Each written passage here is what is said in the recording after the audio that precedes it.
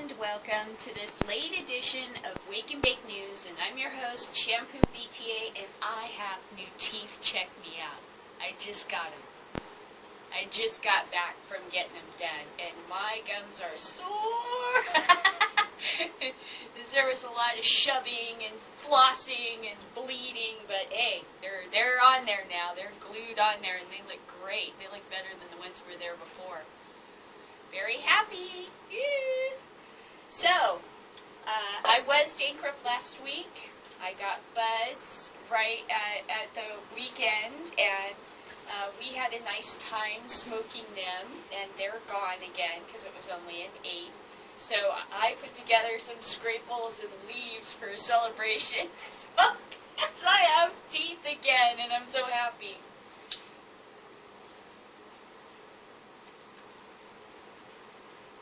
And I'll do whatever it takes. Oh, that just makes me so happy. Oh, I like them. And they don't feel like they're shoved in there too tight. When she first put them in, they were a little bit squeezing, but then she went and shaped them so that I could floss around them and stuff. But they look really good. I'm very happy. Ah! Okay, so now we have to get to actual things. It took all day. I mean, I didn't go till 2, and I wasn't going to do an early show because this one came off. So yesterday while we were playing cards, my son just had this look like, and I thought, now I'm not embarrassed to go on camera missing a tooth, but I think that some people might really be shocked by that, so maybe that would not be such a nice thing to do to my viewers to have, you know. It was pretty cool though.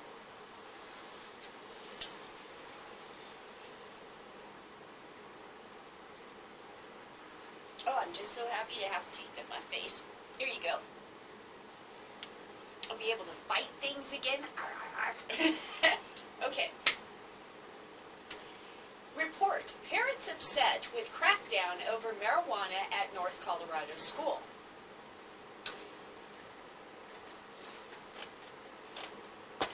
There's going to be I don't care survey.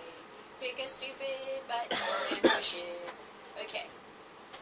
Greeley, Colorado. Parents at a private school in Greeley are upset with the response by administration to reports of the use and sale of marijuana by students, and they are demanding a meeting with school officials. According to records obtained by the Greeley Tribune, parents sent emails to administration and university school complaining that about what they called interrogation-style interviews and a search of students' cell phones at a K-12 public charter school located in Greeley School District 6. The University School Board and governors will hold a special meeting Monday to determine if policy changes need to be made. Administrators said the searches are necessary to keep the schools safe. Yes, that's what we always told ourselves, so that's not what it really is.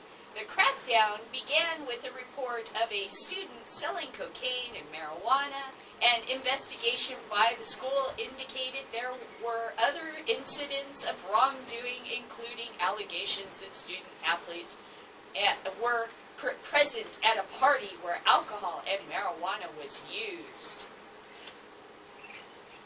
Our student's handbook says in 2 different places that electronic devices can and will be searched if a criminal act or violation of school rules has occurred. Did it occur? Because it sounds to me like they didn't necessarily have any proof of any of this. It sounds like a lot of it was they learned this through interrogation, and I don't think that that's proof of wrongdoing. But okay. Interesting. Administration Holly Sample said, "We will do we will do that to make sure our school is safe." I don't know if that's what you did. Some parents say the administration is pushing the boundaries of ethical, legal behavior. Searching cell phones, I believe, might be a breach, because that's not something that we're allowed to do in the school district. we can't take kids' cell phones and then go thumbing through it. They have rights, so I think that was a violation of their rights. Officials say students who weren't identified in documents obtained by the Greeley Tribune texted each other about buying cocaine, marijuana, and concentrated forms of marijuana. In other words, they were probably kidding each other. In email, administrators discuss various drug resources the school could bring in, not only to prevent drug use, but to help administrators and teachers identify drug use. In other words, this probably wasn't drug use. This was probably some kids texting jokes back and forth. The parents got a hold of it and freaked out, or the adults got a hold of it, freaked out, and said, this is criminal activity. Because I don't see anywhere where there was any proof that the kids did anything. They didn't find any drugs. This was some kind of half-assed, they think they're Columbo over there or something. There's some kind of, investigatory, it's CSI, high school, come on. This is what happens when you give idiots power. So I thought that one was very interesting. There were so many stories since Thursday. I was really, really amazed. I was like, wow, there are so many marijuana stories. It's just,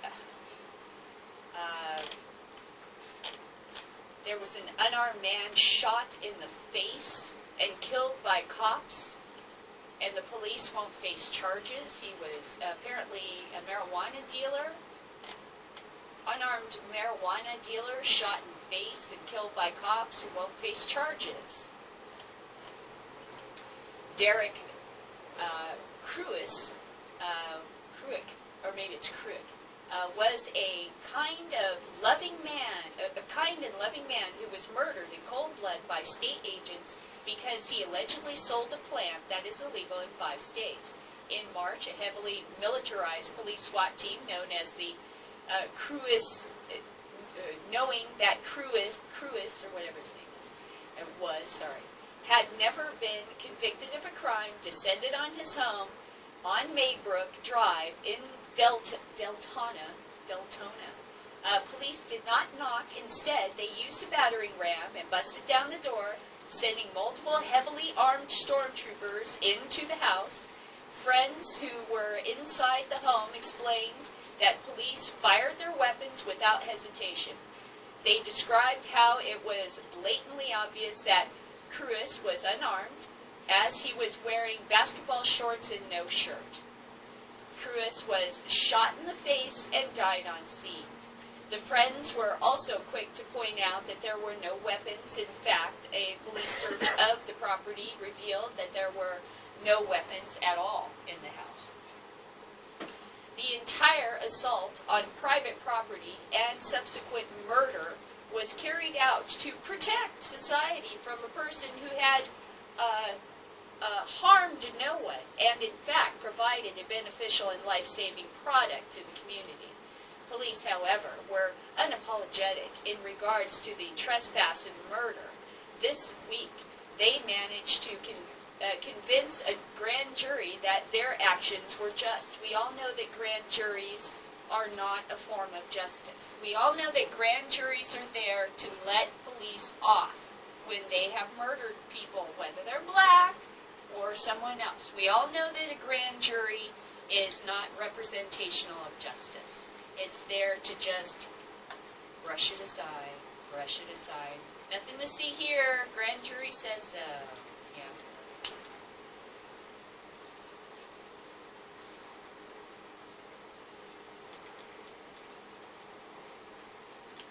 There might be a couple hits in there left, you guys. Let's see. On Wednesday, grand jury decided that the peace officer, yes, peace officer, sure, that's what you are. Deputy Todd Rayable, who shot and killed this beloved member of the community, did so because he is an apparent hero in the war on drugs, and they decided not to indict him. No, I've got a different idea why they don't indict these guys. It's because it's all part of the setup. You can't destroy their union or credibility and then begin to, you know, basically take them apart so that when their drone overlords show up, they'll have to bow on both knees to them and suck their robotic penises, you know. Basically, I think what's happening is that this is a form of union busting.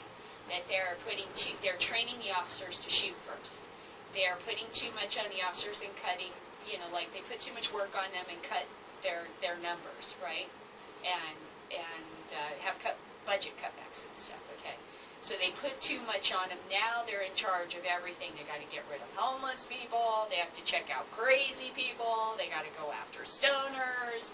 You know, if there's, I don't know, it's no longer the cat in the tree. Now it's, you know, go swat a fly, basically is what they're telling them to do. Except they're telling them to do it with like a machine gun and a battering ram. So, of course, what's the fly they swatted? This guy. And how does it make them look? Like they are culling the herd, right? When actually it's a very well-orchestrated setup to use the police and their culture against them so that they actually will eat themselves alive. And that's what's clearly happening, is that, you know, you just get, all they're doing is giving them enough rope, getting them worked up, and the police are damaging themselves. And that's what you're seeing here. And then they let him off, and it's like, you're supposed to be mad at the police and the grand jury. No, no, no, no, no. What's really going on is that you let that one cop off, and you really hurt the police force. Now, no police officer can be trusted. If you held one of these guys responsible, then we could all focus on this one guy and his behavior. But because they don't hold any of these police officers, well, except for one which I'll talk about, but because they don't hold any of these police officers responsible, they all are seen as the exact same person. See, it's kind of like where's Waldo? They never let you see Waldo, so everybody's Waldo. Okay, so it's, in my opinion, this is union busting. This is one of the most sophisticated forms of union busting I've ever seen. And one of the things that's so sophisticated about it is the way they get the police to play along.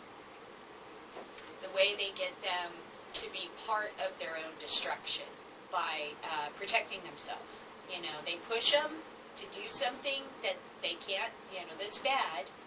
Then they got them. Now, oh, we'll protect you. We'll protect you, don't worry. You don't have to be like everybody else.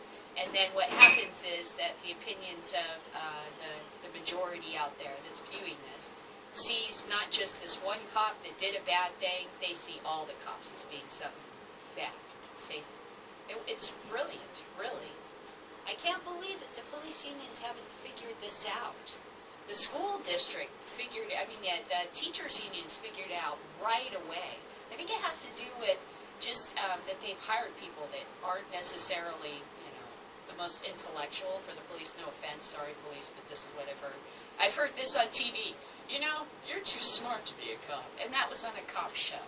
Okay, so it's kind of like a given that, you know, supposedly you're not intelligent, which I don't think is true. But I think that rank and file, maybe not so much. It's like lower-end employees in the school district. You can kind of, you know, try to pull one over, the wool over their eyes kind of thing, you know. So I think that's what's going on, is they're just not recognizing how much real danger they're you know, under right now, in. This is something, once the police to be replaced, and what I'm thinking is that it has got to be the military-industrial complex, because they see an opportunity to have their automated service, you know, patrol droid or patrol drone put in here. And if you don't think that's going to happen, I mean, red light cameras, that's where it all started, right? And the cops were thrilled to get red light cameras, and now they are going to have a camera attached to every ass that's in the police force. And I bet you they're not excited about that. So they've already stumbled. They've already allowed, I, as a union person, was taught never allow yourself to be replaced. Be invaluable. The minute they said, oh yeah, sure, we're cool with the red light cameras, you began the process of being replaced. And you You did it because it looked convenient and fun and easy, and that's how they trick you. Is they, oh look, this is here to help you, and it's not. It's here to replace you. And they always pointed at somebody else. Notice the camera was not first pointed at the cops. It was pointed at everyone else and made the cops feel perfectly safe so they could behave as they will. And now guess who's going to have a camera right up their colon? I mean, seriously. Duh. Okay. Better stop sucking on that one. Make sure they stay in. That's good enough for a celebration. Alright.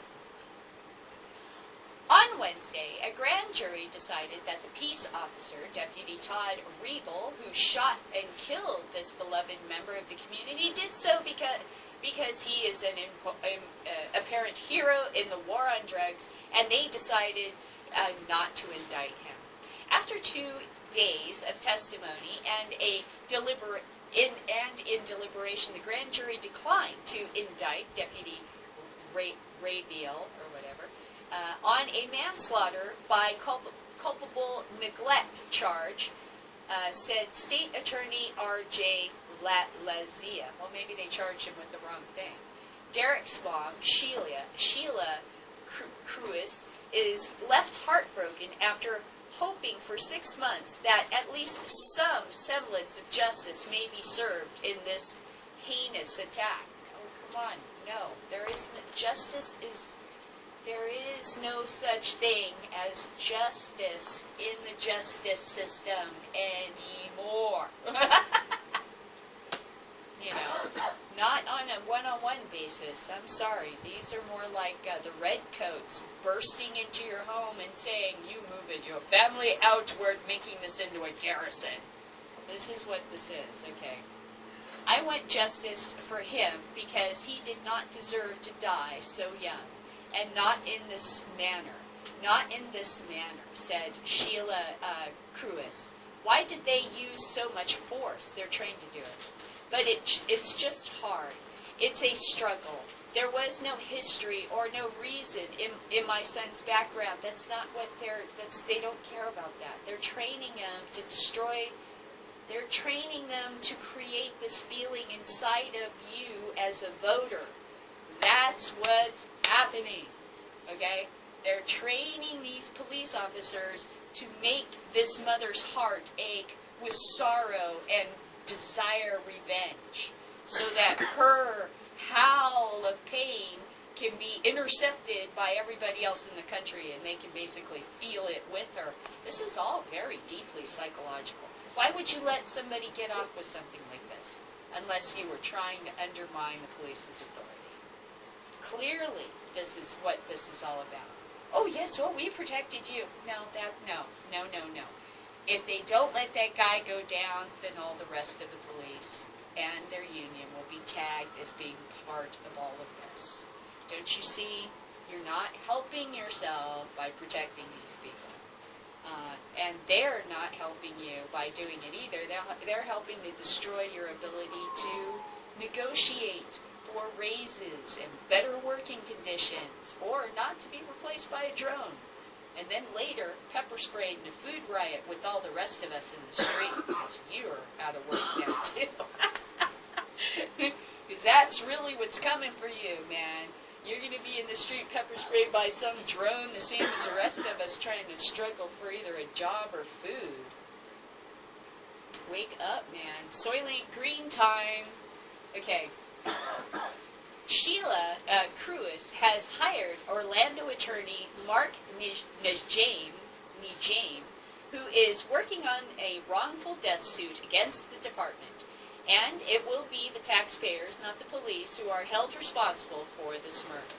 And isn't that what I'm saying? So then, the taxpayers will be angry at the police. Do you see how this works? And so when the police come to the negotiating table again saying we need a raise, or we need better working conditions, or better training, these taxpayers will tell them to take a flying leap off of a short bridge. Hello. Law enforcement officers have a tremendous responsibility as well as a dangerous job that sometimes requires them to make split-second and life-and-death decisions.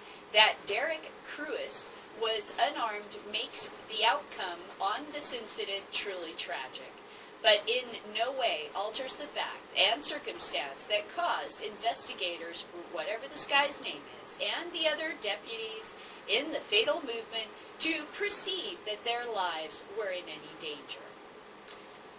No, they don't need to feel that their lives are in danger, and yes, they're going to let him get away with this just so they can create this feeling that the police are culling their herd. That way, taxpayer anger will be turned at the police, but particularly if it costs them money to have to pay for these kinds of mistakes.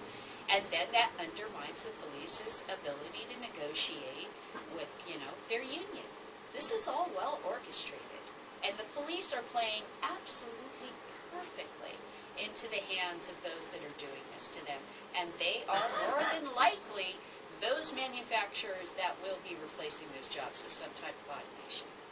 Because if you don't know anything about the future, let me enlighten you, most jobs can be done because they are predictable, including jobs that people are now graduating from college with these degrees. If it is something that is predictable, and most jobs will be predictable with algorithms, then you can be replaced. And the majority of things that police officers are doing do not involve SWAT teams and all that. Most of it is quite mundane. And the SWAT teams even can be replaced with robots. We've already proven that in Iraq, haven't we? With bomb removal robots, that the soldiers became so attached to them it was like their favorite dog. I do feel sorry for law enforcement. They don't seem to know what's coming at all. And this is also their Kodak moment. This is literally, everybody's having a Kodak moment. Law enforcement is one of those groups of people. Before they turn around, they're going to be in charge of just go out, fix the drone. Hey, the drone broke. You know the patrol drone that took your job, and you have to take this lower paid job? Go out, pick it up, put it on the back of your little cart, and drive it back to the office so we can have the guy we pay real money to repair it. That's what's going to happen.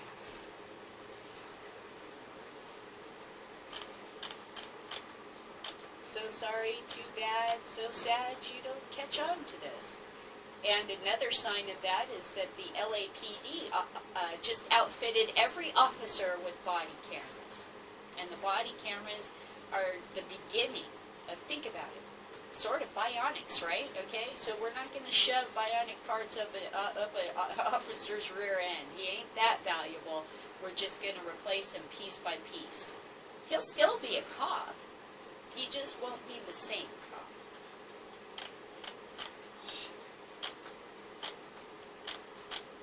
And this was already more than predicted. I mean, this was predicted a really long time ago. This isn't like a new thing.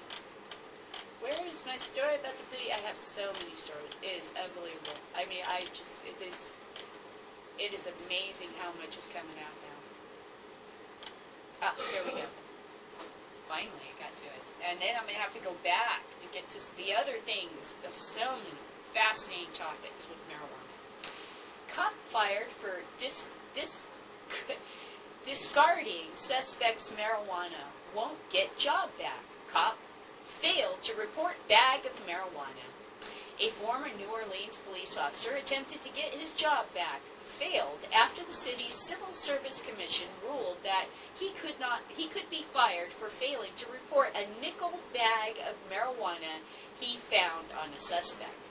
James Kendrick, 46, was fired July 2013 over the incident, which occurred a year before. But the 3-year veteran's troubles on the force extended far deeper. In March 2013, the district attorney's office charged him with malfeasance in a separate incident in which he was caught on video hitting a handcuffed suspect. Kendrick was acquitted of that charge in October 2013 after a trial, but after a long appeals process, The Commission's decision Tuesday means that he likely will not rejoin the force. So in other words, they couldn't get rid of him for punching the guy on camera, but what they could get rid of him for was tossing a nickel dime onto the ground and not turning it in and okay. Let's see. As a police officer, the appellant is sworn to uphold the Constitution and the laws of the state of Louisiana. It is his duty to enforce the laws equally to all citizens. This he failed to do, the Commission wrote in the decision. The New Orleans City Council classified marijuana possession as a municipal offense in 2010, meaning that police could enforce it with a summons rather than an arrest. In the years since, arrests for possession of all types of drugs in New Orleans have declined significantly along with the NOPD's manpower, because you don't need as many cops when they're not swatting flies, right? The Commission, however, backed the NOPD's contention that Kendrick was not at liberty simply to ignore the marijuana. Oh, I'm sorry. Kendrick arrested a man on an outstanding warrant in August 2012. During the arrest, the Commission said he did not secure the marijuana, test it, or note it to the police report. Instead, according to the internal investigation, he discarded it, which means he just threw it away or kept it. It was a nickel bag, dirt weed, and it really didn't look like enough to really test. I was going to give him a break on it, Kendrick said in his defense. Oh yes, because that's what all these police have been doing, giving people a break, right? Right? That's what's been happening, particularly when I was working as a security guard. Oh, I saw lots of breaks. Give it, sure, yeah, right. No, you don't have a choice. Once that material enters your hands, then a process takes place, right? Procedures. Try to remember back to the Boston bomb threat, when the light brights were found all over Boston advertising Aqua Teen Hunger Force. And instead of some intelligent person going, that's not a bomb, that's a light bright, they had the entire city shut down, and every police officer, fire person, and whatever, on overtime, making sure that the city was safe from stupid underground advertisements with light brights, okay? And this shut down the city for hours and hours. Now, do you know why this happened? Because of procedure. Because once something starts, everyone's locked into a procedure, and it's the same thing in the education system.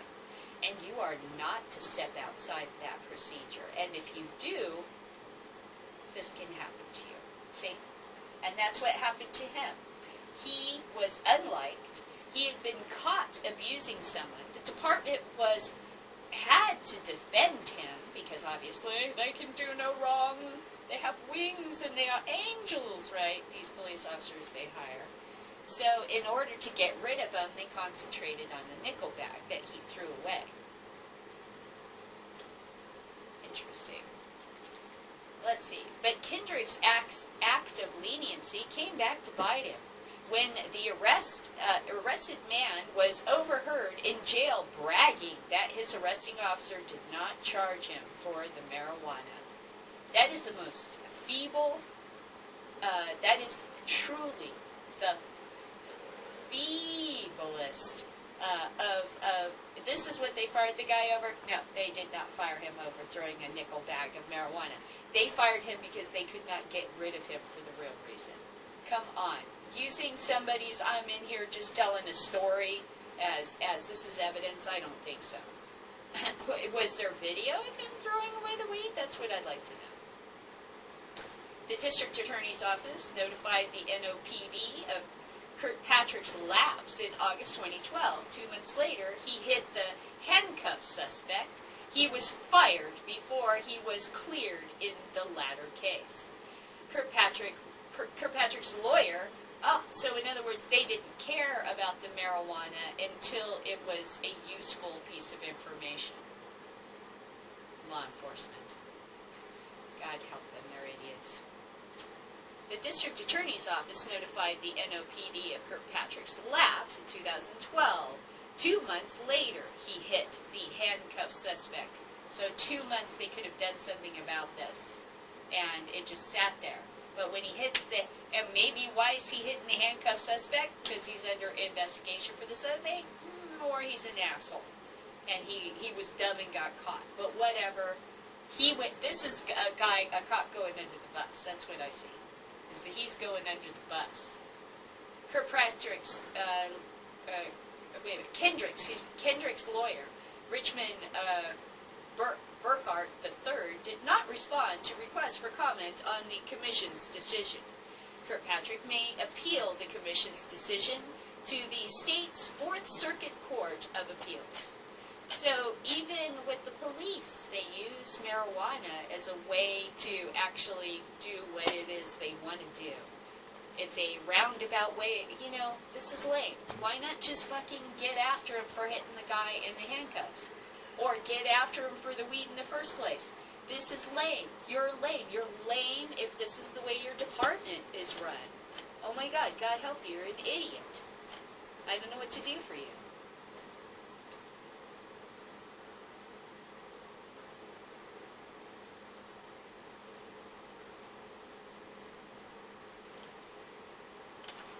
My next story is, Race in Woodland Park honors soldiers in drug war.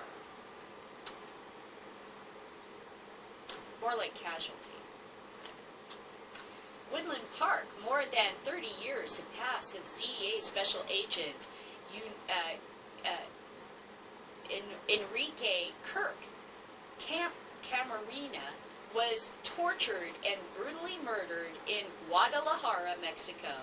But this memory lives on in the form of Red Ribbon Week, an 8-day celebration at the end of October that seeks to promote a drug-free lifestyle. On Saturday, roughly 50 people gathered to the Garrett Mountain Reservation to participate in the first annual Operation Leyenda 4-Miler, a race that takes its name from the DEA investigation into Camarena's death. Organizers hope that the event will bring attention to drug prevention efforts in the region disproportionately affected by substance abuse. Again, there's like 3 things going on here, so let's talk about this. Now that we're 2 paragraphs into it, I'm going to tell you what's really going on. Okay, so basically this guy is a victim of the failed war on drugs. So he is a drug war casualty of the failed war on drugs. So honoring him is like honoring fallen Vietnam victims and having Nixon lead the race. Okay, when he's the one that, and his administration and the administrations before were the ones responsible for getting us into the fucking mess. And it's a disaster, you know, it's a disaster, okay? So that's why this person died being tortured in Guadalajara, Mexico, is because the drug war is an absolute disaster. The second thing that is happening here that's very interesting is that they bring up Red Ribbon Week, and I am so glad they did, because I so want to touch on this issue with you. Oh boy, this is going to be fun. Let me just quickly, here we go, Sam Canada, and we'll go to this little thing here. You see, Red Ribbon Week was created by a group of people that call themselves the CADCA, alright? And now they also call themselves Americans Against, or Americans for Safe Kids, but it was also Americans for, or like Safe America or something like this, alright? CADCA is partially funded by other pharmaceutical companies as well. Okay, so I'm reading from a different article. Some affiliate organizations of Project SAM have similar ties. CADCA is partially funded by other pharmaceutical companies as well, including opiate makers, according to investigative article in July 21st, and through the 28th, 2014 in The Nation. The article examines monetary ties between multi-billion-dollar pharmaceutical interests such as Purdue, which has earned $27 billion from OxyContin alone since 1996. Okay, so CADCA and Red Ribbon Week. CA.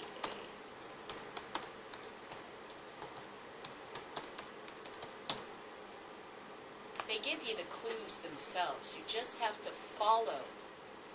It's so easy. It's so easy. It really is. Welcome to the CADCA resource section. Here you can access CADCA's wide range of tools and publications, such as our popular Strategizer technical assistance manuals and primer series, blah, blah, blah, and all this other crap right here. Find resources.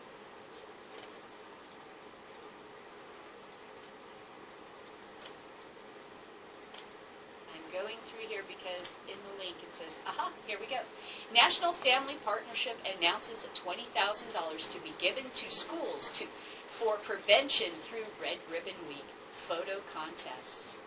So, this organization that receives money from drug companies is the ones that run Red Ribbon Week in your schools. And do you want to know why?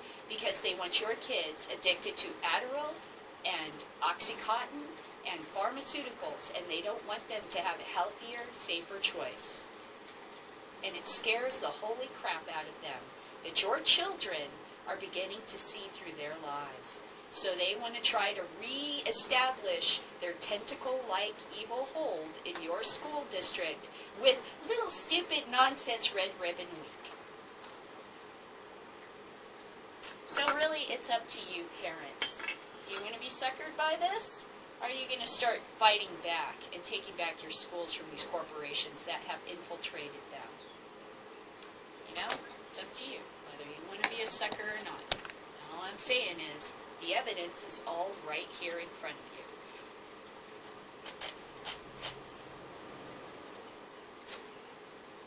So let's go back to our bullshit story about this race in Woodland Park with Red Ribbon Week, okay? On Saturday, roughly 50 people gathered at the Garrett Mountain Reservation to participate in the first annual Operation Lennondale 4 Mile. The first annual. I'm sorry. More than 30 years have passed since DEA Special Agent Enrique Camarena was tortured and brutally murdered in Guadalajara, Mexico. But this is our first annual Operation Lionhold 4 Miler. In other words, up until now, we just didn't feel the need to bring it up. This isn't a 30-year-old event commemorating the death of a great warrior in the drug war, okay? This is more propaganda bullshit is what this is. And look, our DEA agents engaged in it now. Follow the money. That's all you have to do. It's so easy. They're making it so easy now. It is becoming so easy now. Oh, but they're running in their first annual 4-mile run. Yay for the DEA agents. I'm sure that their bosses probably ordered them to do this. Hey, you know what you can do for us? The first annual, you gotta be kidding me. A race that takes its name from the DEA investigation into Camarena's death. Really, first annual, and he died 30 years ago. Boy, it sure takes your asses a long time to get shit done, don't it? Organization hopes the event will bring attention to drug prevention efforts in a region disappropriately affected by substance abuse. the bullshit just never stops. Gee, I wonder why it's disappropriately affected by drug abuse. Could it be prohibition? I don't know. We'll let you think about it. We'll let you. Well, you take your time and think about it, okay? We'll wait for you to catch up. We here in New Jersey are 3 times ahead of the average rate as far as overdose fatalities, said Chris Jackin, an assistant special agent in charge of the New Jersey division of the Federal Illegal Drug Interdiction Agency. Okay, let me explain to you something about these guys. They're fighting for their lives. Because without the drug war, they're not going to have a job. Normal little agencies in the government will, the jobs of the DEA that still exist that are like these little task force that like California's talking about or Canada's talking about making, okay? These little task force are not going to be DEA agents with Gestapo-y boots. They're going to be little guys with clipboards, like when, the health department comes by to check out your restaurant. That's what it's going to be like. They're not going to break down the door. And they're not going to put a gun to your head. And they're going to take the DEA's job. That's what's going to happen. So what you see here is the DEA desperately fighting for its existence here on Earth. And I'm sure that they'll be able to sucker some of the communities that are a little slower here in America and continue to steal money from them, doing practically nothing, swatting flies, because I don't seem to remember I've heard of any other DEA agents in the last 30 years being executed, or at least not in the last year or anything. So really, what is this about, right? Okay. A federally funded program called the New York-New Jersey High-Intensity Drug Trafficking Area sponsored the event. Okay, wait, let's stop right there. A federally funded program called the New York-New Jersey High-Intensity Drug Trafficking Area sponsored the event together with the New Jersey DEA branch. Theater, more theater. Thought up for you by these geniuses that brought you Occupy Wall Street's reaction and the beatdowns that they received when they were trying to stand up against the bankers and what was being done to our country. Oh boy, this is not going to be good for you, okay? I'm sorry. You're a bunch of idiots if this is the best you can do.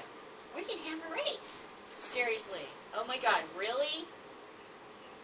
As the runners hustled around the reservation alongside walkers participating in a shorter 2-mile event that was probably for cancer or something that really matters instead of the showboat bullshit that you're putting on just to save your lousy jobs.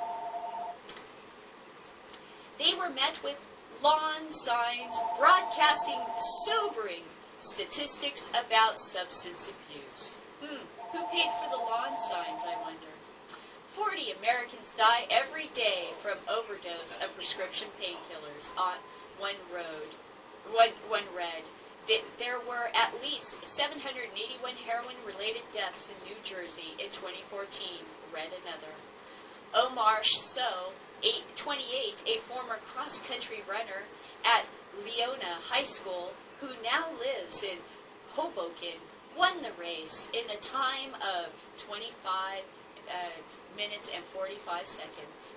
Dripping with sweat, he said that he had traveled to Woodland Park for the race to enjoy the refreshing fall weather. In other words, he wasn't from there and he was a ringer.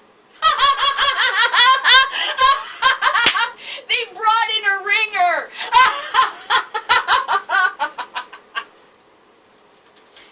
This is funny!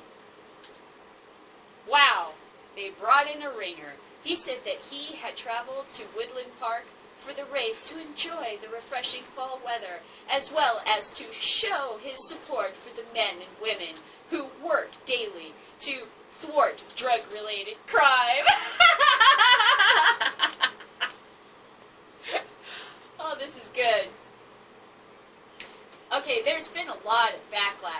media recently against law enforcement, and deservedly so. He said, it's nice to come to an event in support of those groups, especially one that is funded by those groups themselves, in order to make it look like they are still relevant. Fascinating, really. On Friday, federal agents and local law enforcement officers confiscated 18 kilograms of heroin and 20 blah blah, who cares, no one cares. And that is unrelated, so let's move on.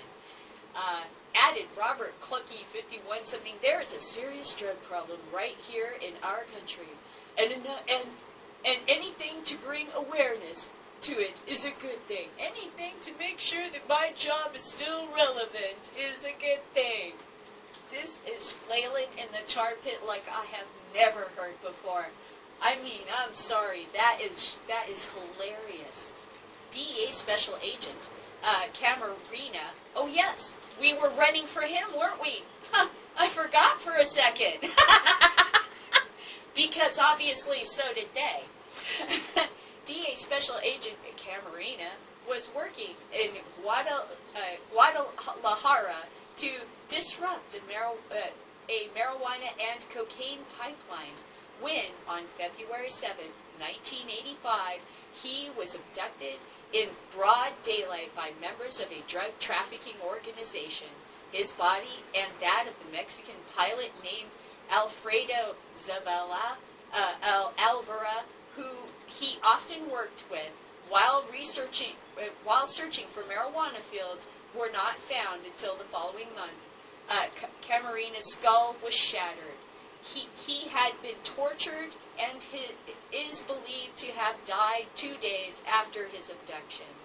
Moved by Camarena's story, a California congressman and one of the agent's high school friends started a series of Camarena clubs that same year in Camarena's hometown of Calixco,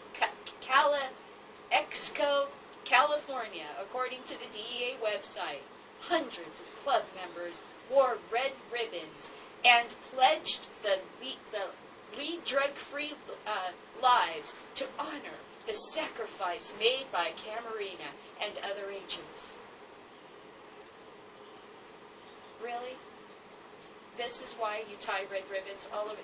You know that I have worked in the school district for 25 years, and this is the first time I have heard this story, and I have helped to conduct numerous red ribbon weeks. Yes. I have had my hands on so many jars of red vines it would make your head spin. And this is the story behind it. You know, you're a bunch of idiots.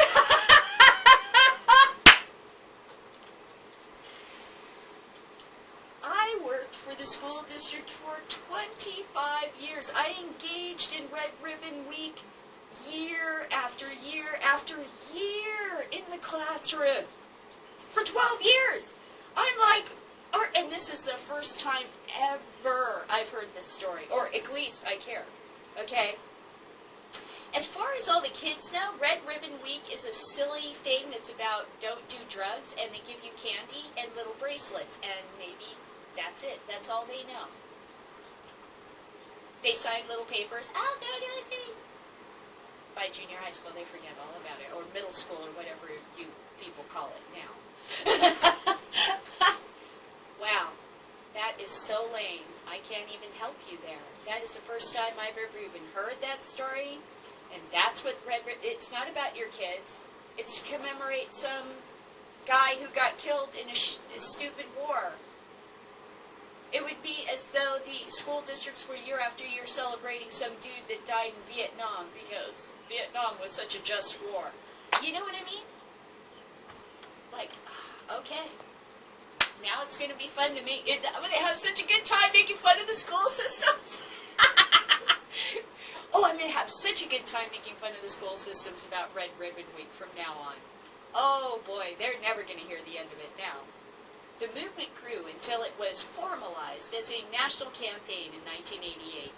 President Reagan and his wife Nancy serving as its first honorary chairpersons.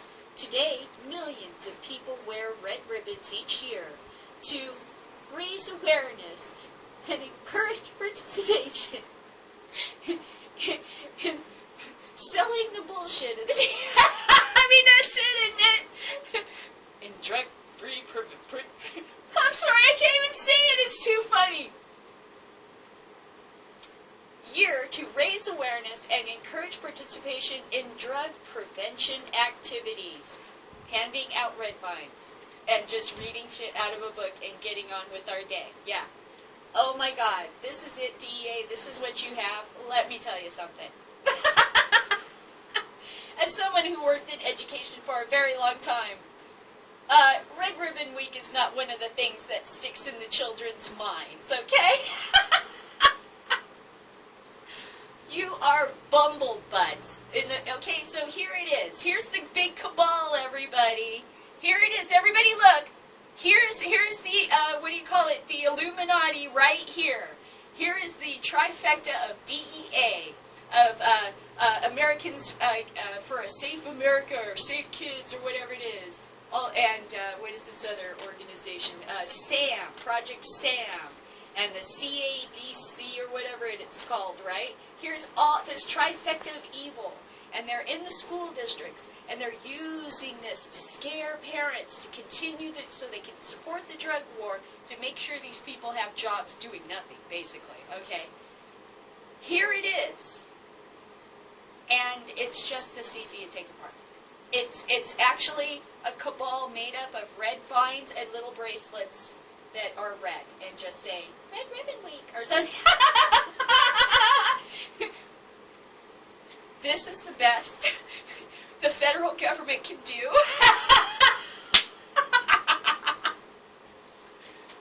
Oh, this is going to be easy.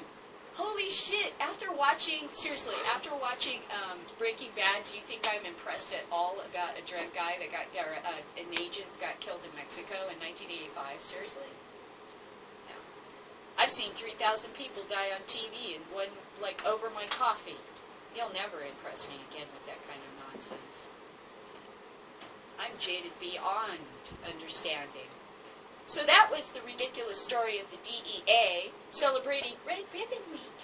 So now we know Red Ribbon Week was started by CADCA, and that it is basically funded by pharmaceutical companies. And from what I understand from another video I was watching recently about this, and I'll try to remember to post that too, the original founders were also the tobacco companies.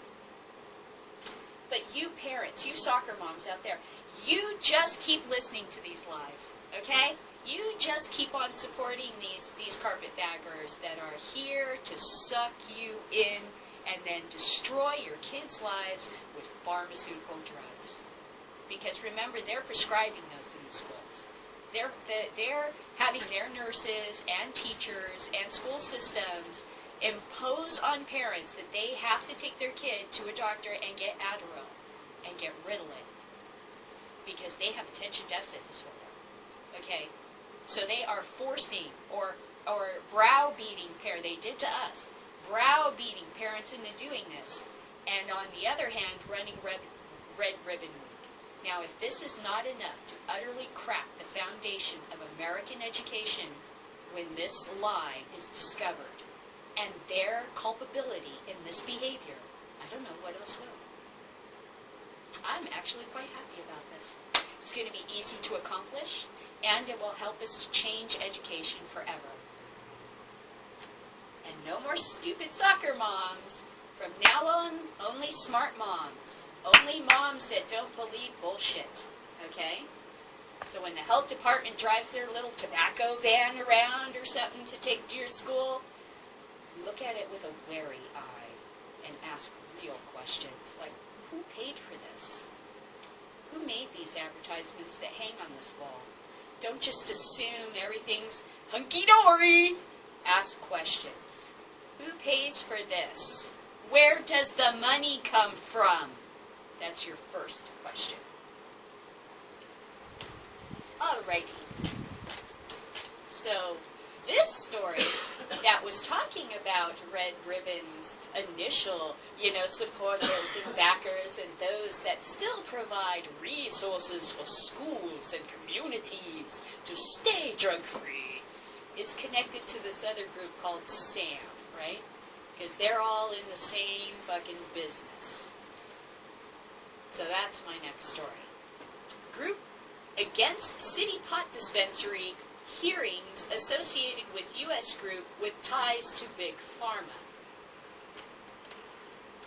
This is from June 9th, 2015, so a while ago. Same group that is now complaining about legalization, and I'm not done with them. I'm going to hold their heads underwater a real long time and watch the bubbles come up. I got them. I got them so hard today with these stories. Oh, it just feels so good. A group calling it on Vancouverites to boycott a City Hall public hearing on, remember this is the past, proposed marijuana dispensary regulations is an associate of a U.S.-based group with ties to pharmaceutical lobbying money. Pamela McCall, a local anti-tobacco activist and a council member of Smart Approach to Marijuana Canada, told 24 Hours on June 8th that citizens should disregard the meeting scheduled to hear public speakers on Wednesday, June 10th at 10 p.m. We're telling everyone not to go, she told the paper. It's a circus, and we're going to let the pot lobby and be the main attraction. This should not be a public hearing. This is illegal, she added. So, I am snooty. I am so snooty. The hearing is scheduled to examine recommended amendments to the city's zoning and develop by law the 2 downtown official development plans regarding the regulation of retail dealers of medical marijuana dispensaries locations will be a major point of discussion. So I think that they passed that, and now they allow dispensaries. So nobody cared what that stupid twit had to say. Almost said the other word. SAM, S-A-M-C, which is SAM Canada, S-A-M-C, which launched itself in Ottawa in March 2014, only a year ago. Huh. Isn't that interesting? Don't you just wonder where all that money comes from that supports this group that just seems to be everywhere? Golly gee willikers, I wish other non-profit organizations had such funding. Alright. SAM, which was started in Ottawa in March 2014 with a breakfast and a for politicians, as described itself as nonpartisan and a not-for-profit Canadian corporation. They're not-for-profit. Oh, shit. This is all about not their profits, but the people that have put these puppets up here to do this. Because they have, remember, the Baptists and the Bootleggers, right? Well, one of the Bootleggers is pharmaceutical companies who still want you to be addicted to their drugs. Remember, they just lowered the age for accessibility to Oxycontin to, I think, like elementary school age. Now your elementary school children will be able to take Oxycontin. But somehow marijuana just isn't seen as a safe drug. Don't you wonder how that must occur? I bet you it has something to do with money and lobbyists. I'll bet you that's what it really is. SAM-C, which launched in Ottawa, had this stupid breakfast and said it was nonpartisan and not-for-profit, which is bullshit, is an offshoot of Project SAM USA, a coalition of groups that push for anti-cannabis legislation. The group was co-founded by former cocaine and Oxycontin addict Patrick Kennedy, son of the late long-time U.S. Senator Ted Kennedy. Canadians, conservatives, commentator David Frum is also a member of Project SAM.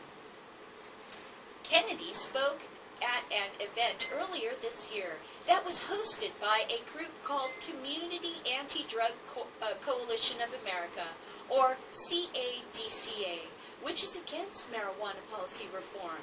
The event sponsor was OxyContin manufacturer Purdue Pharmaceuticals. So those nice, clean-cut DEA agents running. This thing cut off, so let's back up and let's see where I left off. Okay, I know where I'm at. Let me go back. Not for profit. Okay, so they describe themselves as a nonpartisan, not-for-profit. That group was co-founded by reformed cocaine and OxyContin addict Patrick Kennedy, son of the late longtime U.S. Senator Ted Kennedy. Canadian conservative commentator David Frum is also a member of Project SAM. Kennedy spoke at an event earlier this year that was hosted by a group called Community Anti-Drug Coalition of America, or CADCA, which we have talked about, which is against marijuana policy reform. The event sponsor was OxyContin manufacturer Purdue Pharmaceuticals. Are we getting it now? Are we cluing in here? Are we starting to see what's happening? Some affiliate organizations of Project SAM have similar ties. CADCA is partially funded by other pharmaceutical companies as well, including opiate makers, according to an investigative article in the July 21st, 2014 issue of The Nation.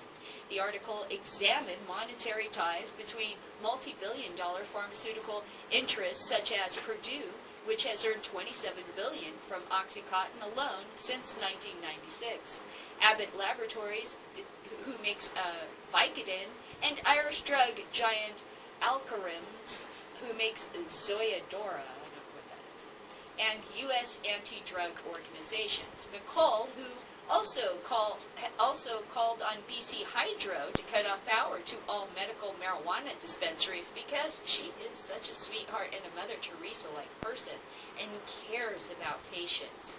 That F you, if you don't take our drugs, we'll just cut you off from any other source so that you just die.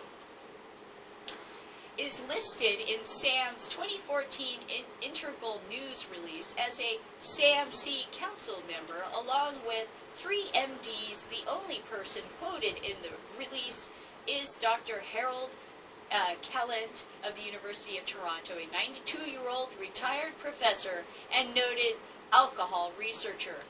92, that must have been fun to interview him. Bring me my pudding. Interested citizens can speak out at Wednesday, June 10th's public hearing, and I believe that they did. But we're not done here with Canada. Oh, there is so much more yet to touch on. Let's go back to my story about the Baptists and the Bootleggers, shall we? Because I think we've discovered who the Bootleggers are and the Baptists, but there is more. So I will repost the story, Marijuana's Baptists and Bootleggers, so you can see that. And basically I will read the excerpt to you and lead into the other 2 stories, which this, I believe, pertains to. The Baptist and Bootleggers theory is an economic idea that 2 very different groups of people with 2 very different goals will both push for a similar regulation and law. Baptists being used to describe people that push for regulations that are purely well-intentioned, and bootleggers being the people that are profiting under this prohibitive law that the Baptists have voted in.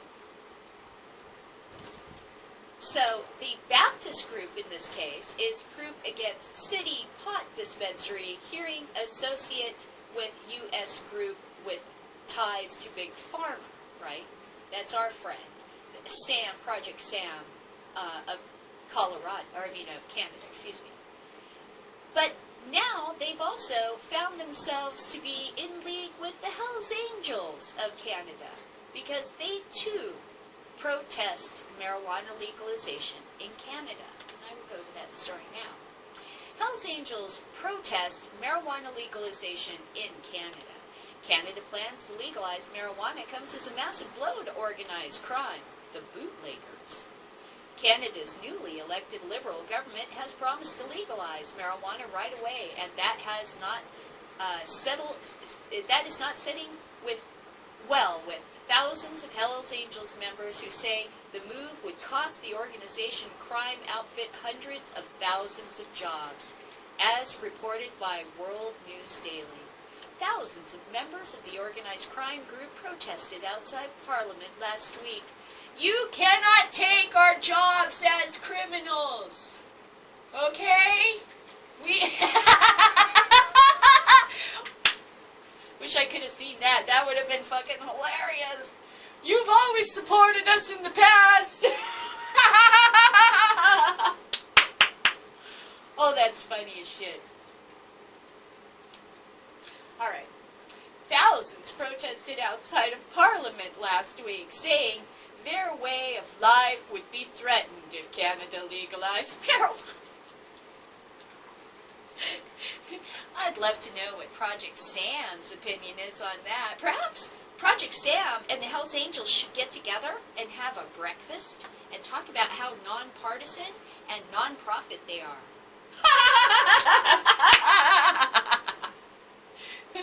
Come on, this shit writes itself, it's funny. We estimate that Prime Minister Justin Trudeau's radical position on legalizing marijuana could cost us over 100,000 jobs, says former lawyer and spokesman for the Canadian chapter of the Hells Angels, Jean Roch Fournier.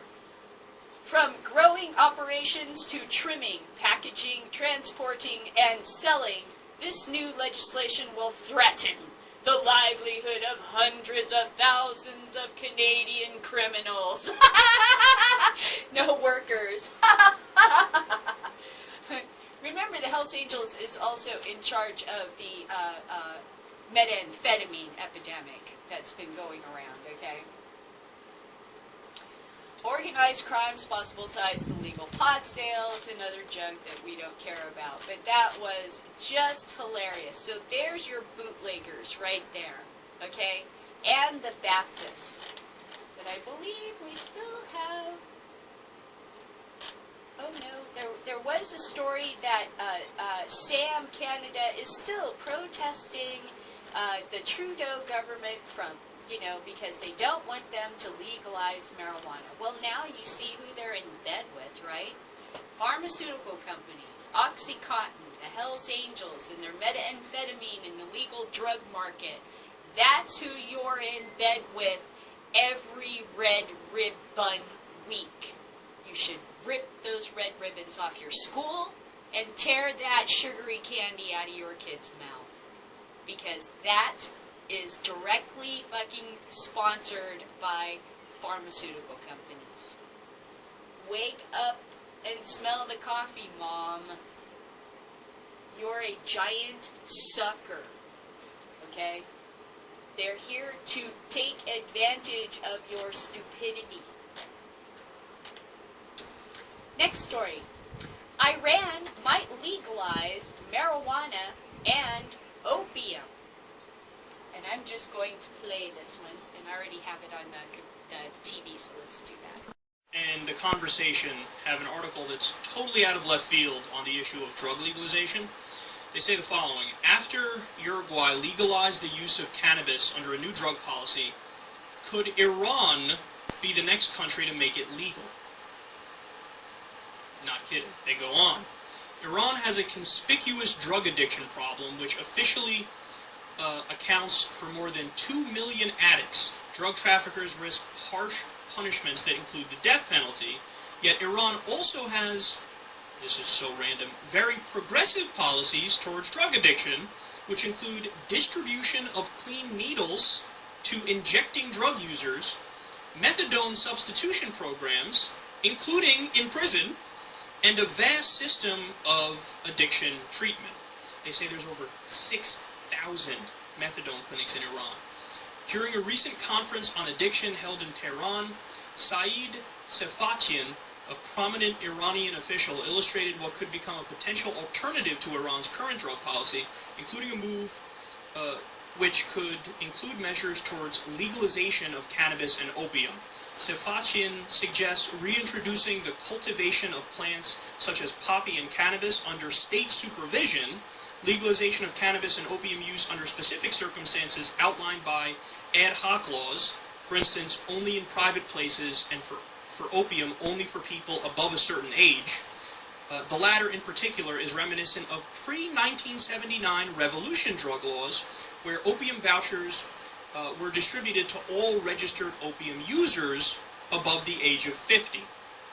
If Iran were able to reform its drug policy, the prison population would drop remarkably, given that in the current condition, about 60 to 70% of inmates are charged with drug-related offenses.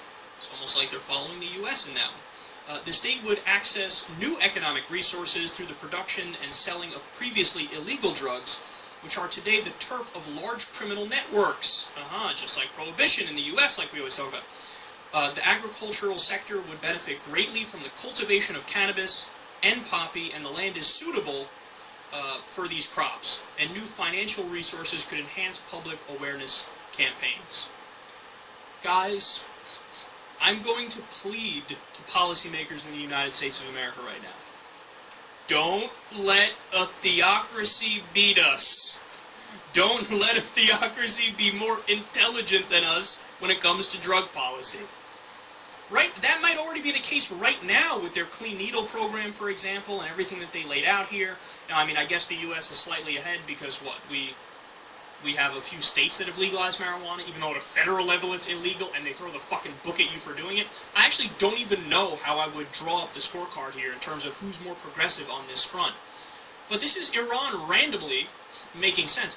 Another thing that really fucking blew my mind that I didn't know much about until recently is that Iran actually used to have fully subsidized sex reassignment surgery. What the fuck, dude? It's like they have an identity crisis. On the one hand, they're just a super strict Islamic theocracy, and on the other hand, every once in a while, something sneaks through where it's like they're just more progressive than anybody. Who does that? State-funded sex reassignment surgeries, and then now I think they changed it a little bit, and they made it like half state-funded, and the other half is like a loan program, and you pay it off over time. And if I'm not mistaken, all that happened simply because somebody who's transgender, like, begged the Ayatollah and convinced the Ayatollah. You know, who was like, it shall be sex reassignment for anybody for any reason whatsoever. It's so weird. I mean, this entire... It really does blow the mind of people in the West, including myself, that on some issues, if they're not already ahead of us, they're going to be shortly. So this is me pleading to policymakers in the U.S. Do not let an Islamic theocracy beat us on the issue of treating drug criminals in a more humane way. If they can figure it out, and liberals here have figured it out, and, you know, other places around the world, Portugal with their decriminalization program, if they figured it out, what the fuck are we waiting for, man? And unfortunately, we know the answer to that. We have entrenched bureaucracies making a tremendous amount of money from drugs being illegal. A lot of people's livelihoods are dependent upon drugs continuing to be illegal. The entire DEA, if you legalize, tax, and regulate drugs, the DEA, you have to lay off almost all of them. I mean, I'm sure there'd be some people there for some reasons, some regulatory reasons, but a lot of them would lose their job. They don't want that to happen. The pharmaceutical industry has been lobbying against the legalization of marijuana and other drugs for a very long time now. Did you know that the old school Partnership for a Drug-Free America, they were in part funded by the tobacco companies and the alcohol companies? Hello, irony. But they did that because, in reality, what they were pushing for is an America free of drugs that are our competition. That's what it was about. So, we gotta fight back against these entrenched bureaucracies where people make a tremendous amount of money. I have trouble saying the word entrenched. I don't know if you guys caught that. We have to fight back against these entrenched, bureaucracies. Because just because people make money in the system as it exists right now doesn't mean it's right. You know, I can, as many libertarians have pointed out in the past to me, I could pay you $100 a day to take toenail clippers and clip my front lawn, does that mean that job should exist? No, that job doesn't make any sense. I mean, and this is even worse than that, because at least that's relatively benign, and just that it's a wasted job. With the DEA and with people locking people up for doing drugs, you're waging a war on freedom. You're waging a war on people having the right and having the liberty to put in their body what they want, to slightly tweak their consciousness. Why should the state be involved in, if I want to feel, an adrenaline rush, or if I want to feel a dopamine rush, or serotonin, or norepinephrine, or whatever other fucking chemicals there are in your head? They should have no business here. And for all the people who are addicts, they should get treatment.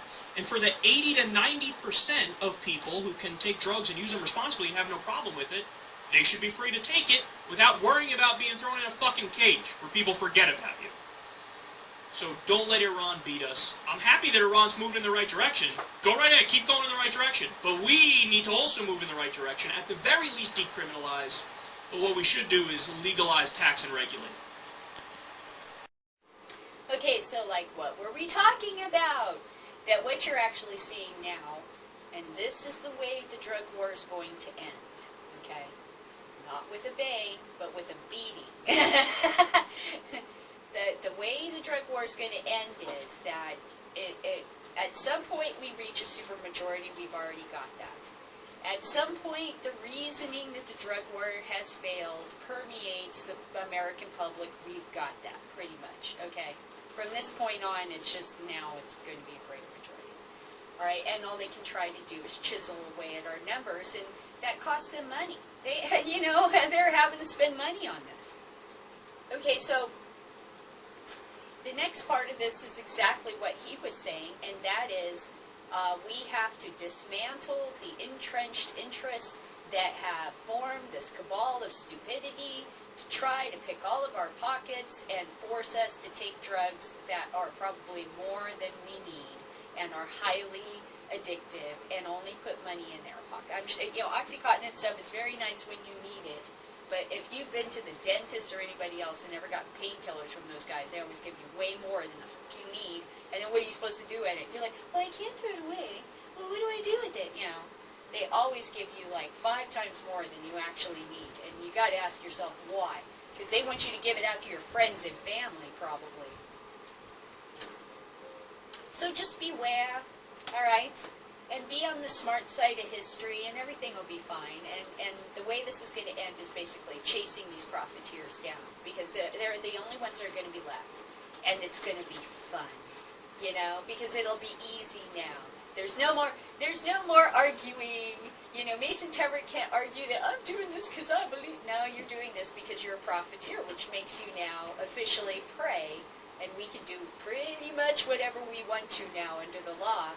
And it'll be justified, and no one will feel sorry for you, because your lie has been revealed, okay? You're a stooge, a shill for the pharmaceutical companies. Therefore, now, we can tar and feather you and run you out of town on a rail, and everyone will cheer and have a party and a barbecue and laugh as you go running down the road. Tar and feather, but not hot tar, because that's really horrible. More like I would do honey and feather. I would cover them with honey, naked, and then stick feathers all to them and run them out of town on a rail. That would be fun. I really hope we get to do that. And it sounds like the DEA is definitely going to have a running out of town on a rail moment coming for them, because they're obviously going to be disbanded. All right. This is my next story.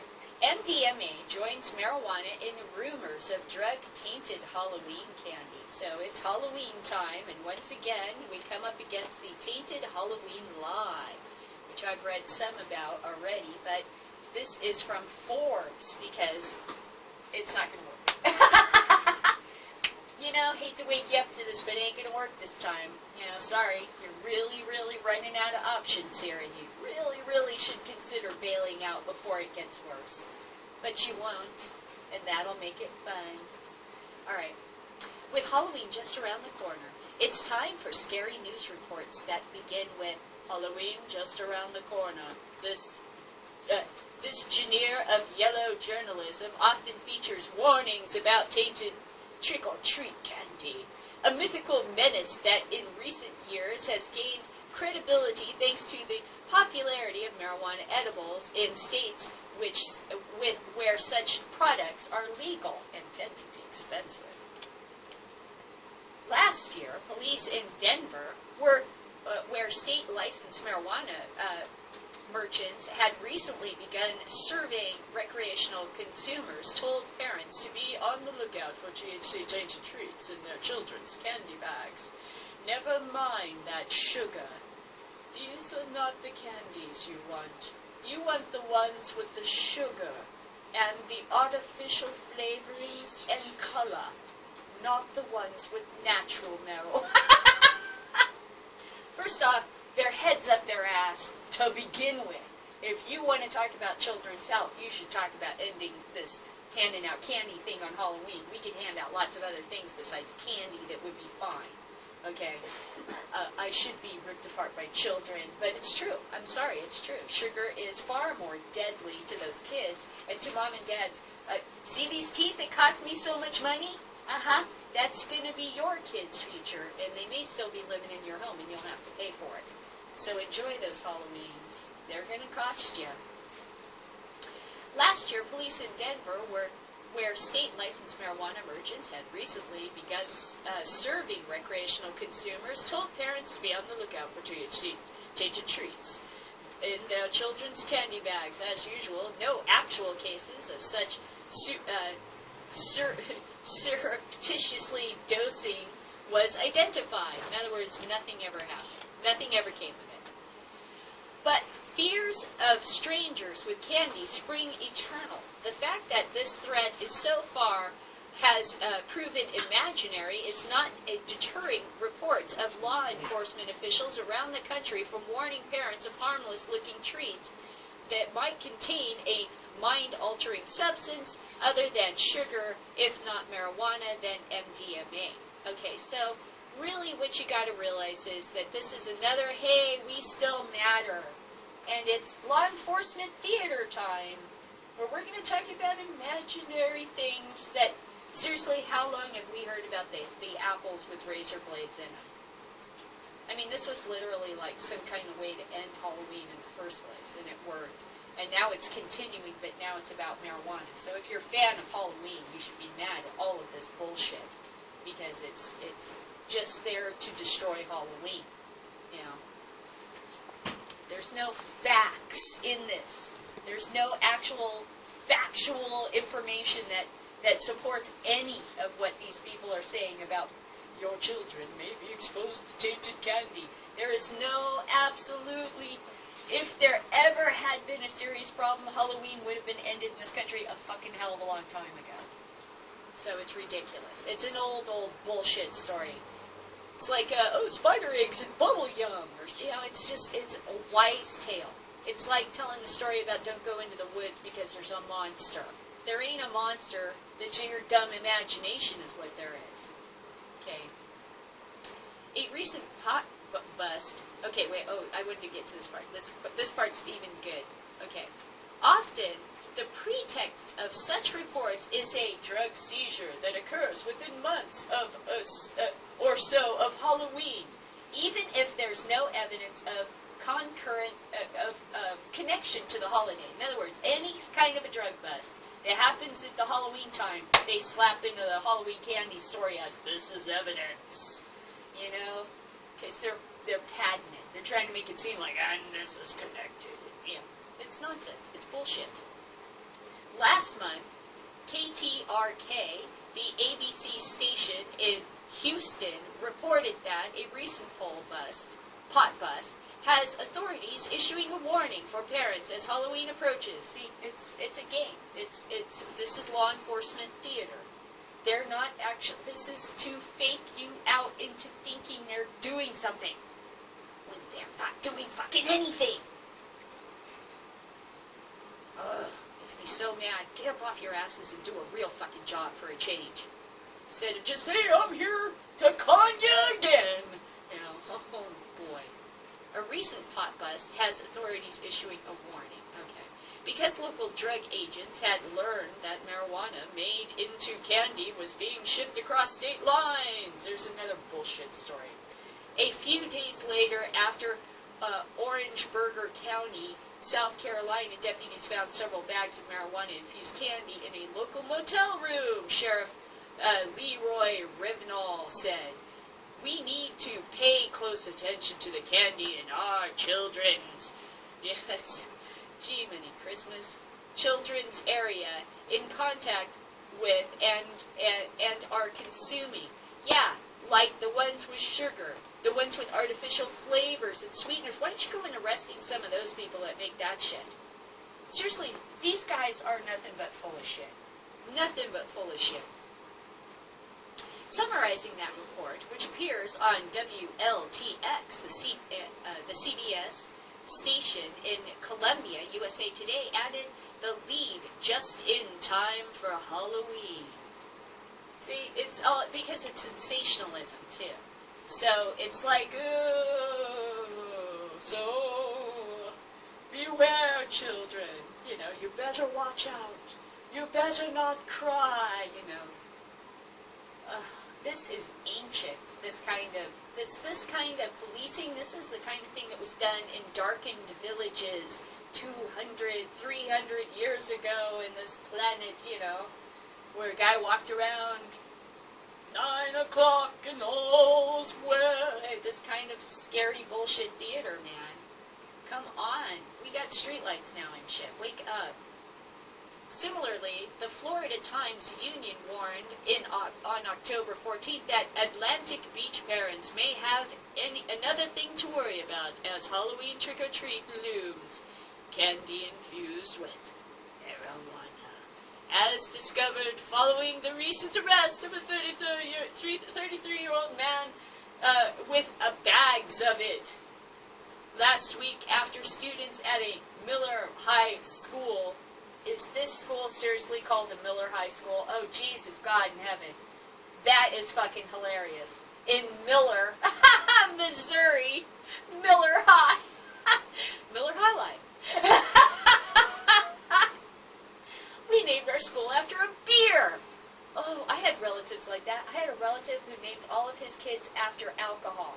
My father and I were like, wow.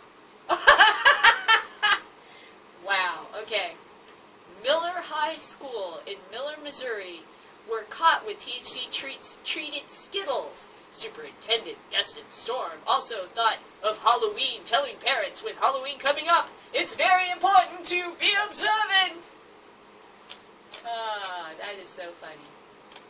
In other cases, warning about marijuana-infused Halloween candy are not tied to any particular event. They are just part of the standard advice issued to parents in October. On October 15th, cities citing the Arizona Poison and Drug Information Center. Oh yes, I read that one. The Arizona Daily Star said parents of treat or treaters should be on the lookout for any edible marijuana treats. Last week, several Nebraska newspapers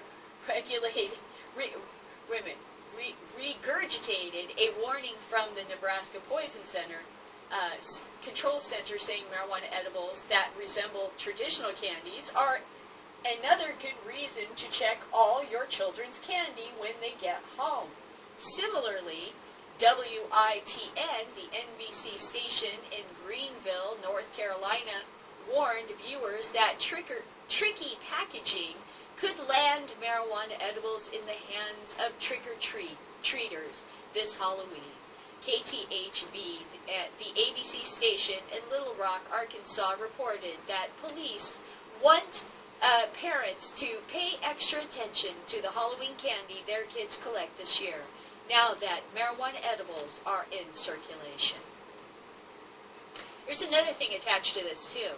This kind of fear has literally driven parents to wealthier neighborhoods to take their kids to trick-or-treat. So now you're not just buying candy for the kids in your neighborhood. You're buying candy for every kid in town because their parents are bus loading, driving their kids over to your neighborhood to trick-or-treat because supposedly you're a safer neighborhood, or they're going to the mall. But pretty much this entire fear-mongering bullshit has killed off the communal spirit that Halloween once had when I was a child. And it all started with razor blades and apples. Reporters in Colorado have been a bit more cautious, presumably because they remember last year's false alarm about edibles sold by marijuana merchants in that state. Last Friday, the Denver Post noted that the initial concern last year over marijuana edibles ended up in Halloween candy never came to pass. KOAA, the NBC station in Colorado Springs, likewise conceded that authorities have not seen a spike of accidental marijuana ingestions at Halloween. Still, you never know. One of the big things with cannabis containing candies, it does have a distinct smell, a local doctor told the station, saying parents should be making sure they're looking at everything and making sure the packaging looks legitimate. Almost all of these stories make a leap from observation that cannabis candies exist to the completely unsubstantiated fear that someone might slip it into your kid's trick-or-treat bag. That scenario is highly implausible, since it is hard to see what the payoff would be for replacing cheap Halloween treats with expensive marijuana edibles, given the delay between eating cannabis candy and feeling its effects. The hypothetical prankster could not even hope to witness the consequences of this trick. Furthermore, it seems that nothing like this has ever happened, or, if it did, it somehow escaped the attention of the yellow journalists, who keep warning us about the possibility.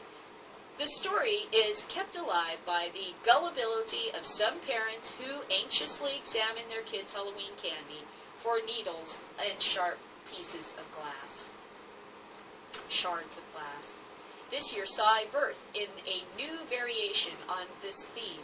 Instead of cannabis in your kids' candy, maybe there's MDMA. Snopes.com, the online catalog for urban legends, traces the scare to a September 25th post by a Facebook user named Thomas Gizo Begwell, featuring a photo of colorful Molly tablets. If your kids get these for Halloween, Begwell wrote, it's not candy. Last week, the Jackson, Mississippi Police Department posted the same photo accompanied by this warning. You know, police departments copying anonymous people online doing these things is a fucking stupid idea and unprofessional, and I'll bet their ass. You know what this is going to get you?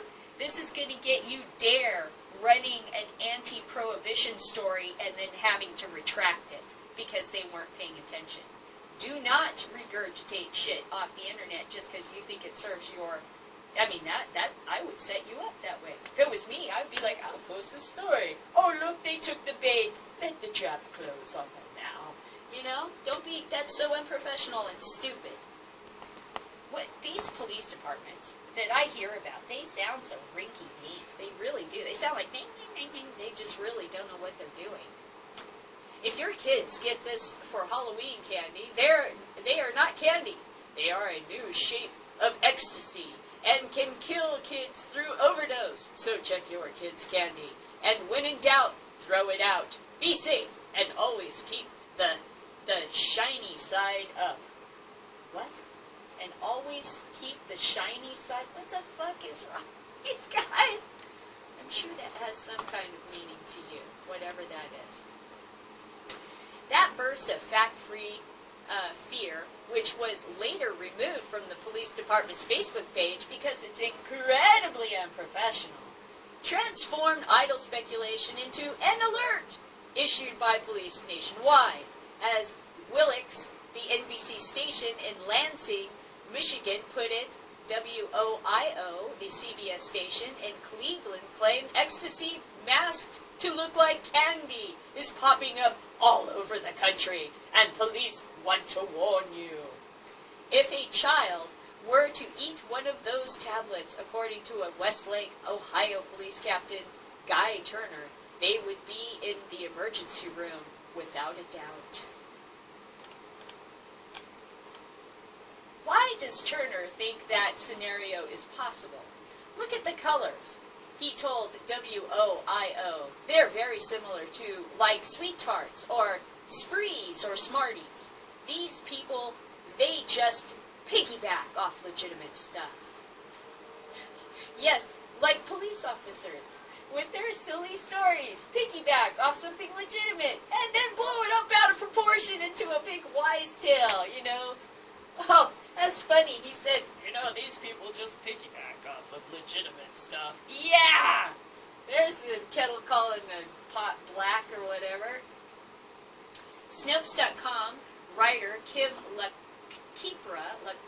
LaCapra noted that candy-colored MDMA tablets have been around for years. As is often the case with such rumors, she writes, the public seemed to conflate the existence of a drug that looked child-friendly with deliberate manufacturers of those substances with an intent to attract children.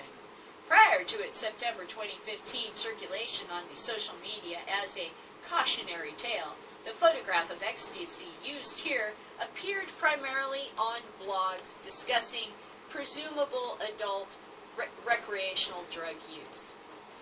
One widely carried TV report credited to NBC said just one of those candy pills would cost about $10, which suggests it's rare that it would pop up in your child's trick-or-treat bag. Still, police do want you to be aware. In other words, there is no evidence that anyone has ever contemplated giving trick-or-treaters MDMA tablets, let alone actually done it, but you should worry about it anyway. Child poisoning disguised as friendly neighbors seems to be the adult equivalent of witches, ghosts, and vampires, and werewolves, and zombies. As one randomly selected mother told WOIO, it's really scary that there are people out there who want to hurt kids on Halloween.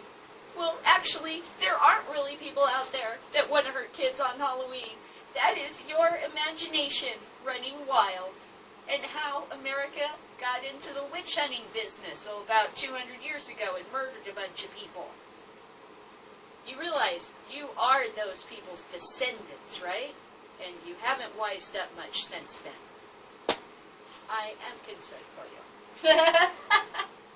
I do feel terrible concern for many of the parents in this country, because you are literally the characters in the Scarlet Letter. Those cruel townspeople who just couldn't figure out that what they were doing was wrong. Right now, that's you. Last story. And a good one!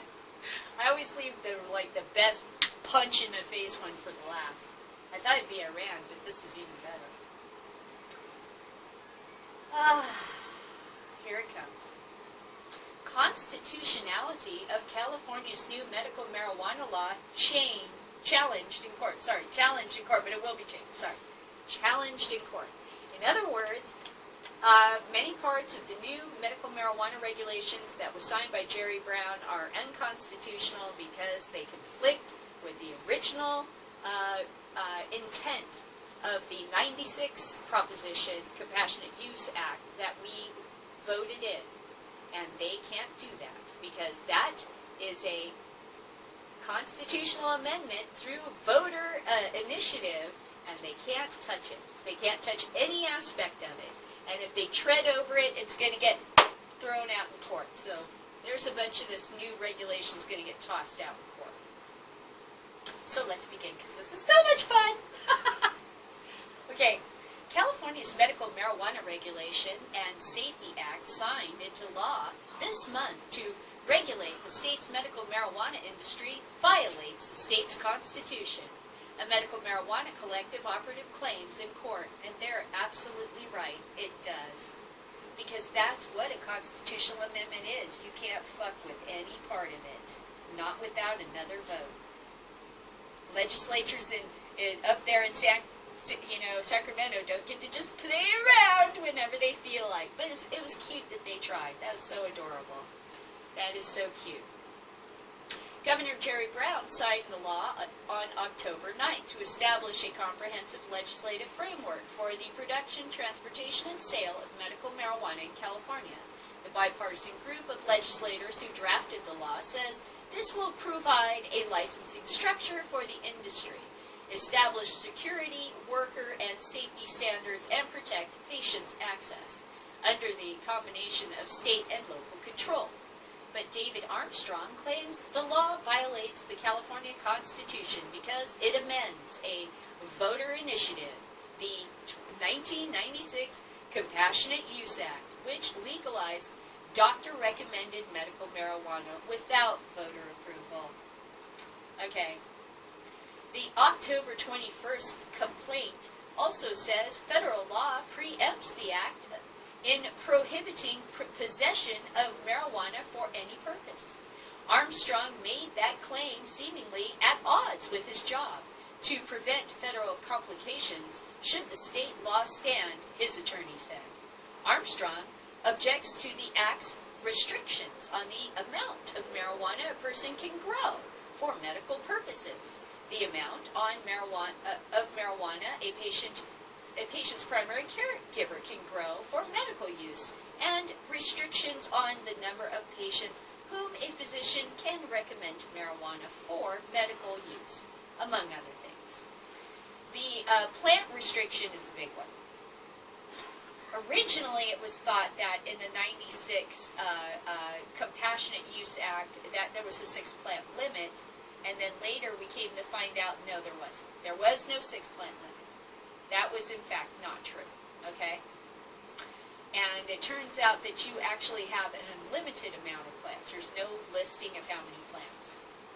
So they put in this new regulations recently that Jerry Brown signed, and it re-established a 6-plant limit, which means that it's stepping on the Compassionate Use Act of 1996, which was voter approved, and they don't have the legal right to do that, and therefore the courts will throw it out on its ass.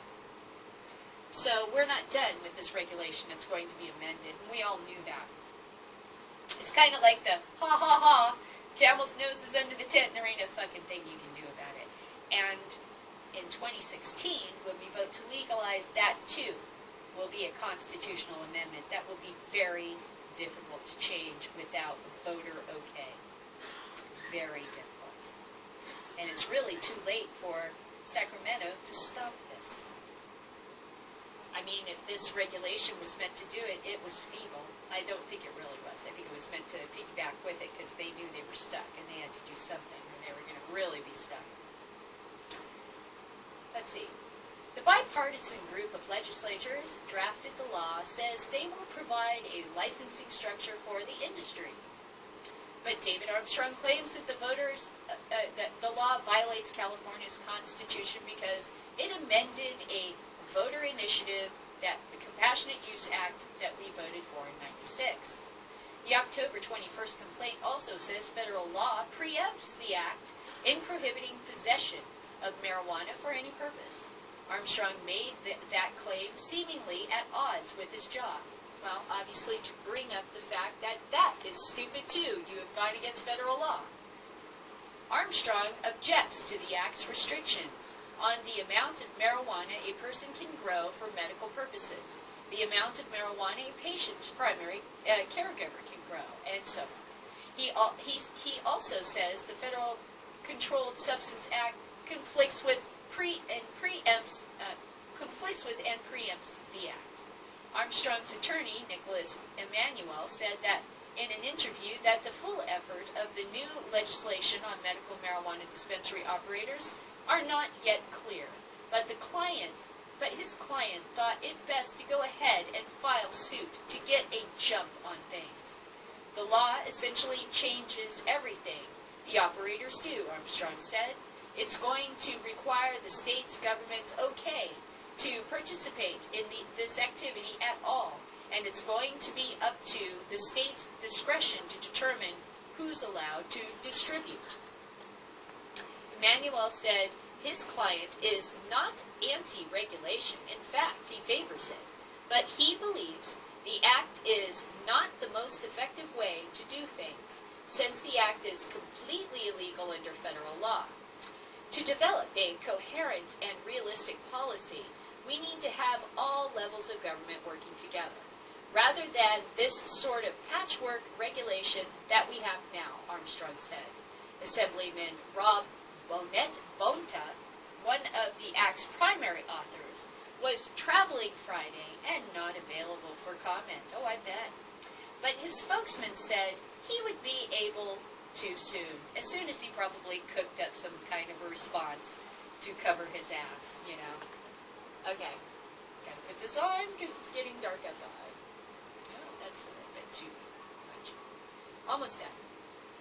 Armstrong seeks declaration judgment that the law violates the California Constitution and its business and profession code. That is preempted by federal law and attorney's fees.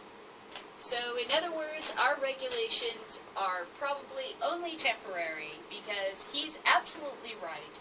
You will probably be able to throw it out in court either on the basis that it is conflicting with the initial Compassionate Use Act, or that it is completely against federal law. And we got you there too. So the Baptists and the Bootleggers are still, you know, fighting. This guy's a bootlegger, and he's fighting so he can keep his business. He's not anti-regulation, just any regulation is going to prevent him from making money, right? But the point of the story is that basically the reforms that they created in California recently are going to be found to be, they are not going to jive with the original Compassionate Care Act. And so those parts of the amendment will probably, or whatever, the regulations will be thrown out. Ah, the sun sets and then begins the sweats, the hot flashes. Alright, so that's my show, and I will see you tomorrow. And hopefully sometime next week I will be able to not be bankrupt, but this is going to be a bankrupt week. And that's cool, because I have teeth, and that makes me happy. It feels good to have teeth in my mouth. So I'll see you tomorrow, and I'll try to get this up. Hopefully it will not take 6 hours to upload this video. Alright, see you tomorrow. Take it easy. Oh, wait. Fist bump, blow up, and you hang in there. And keep exercising. And take care of those teeth, because look how expensive and annoying it is to get them fixed. Take it easy and see you later.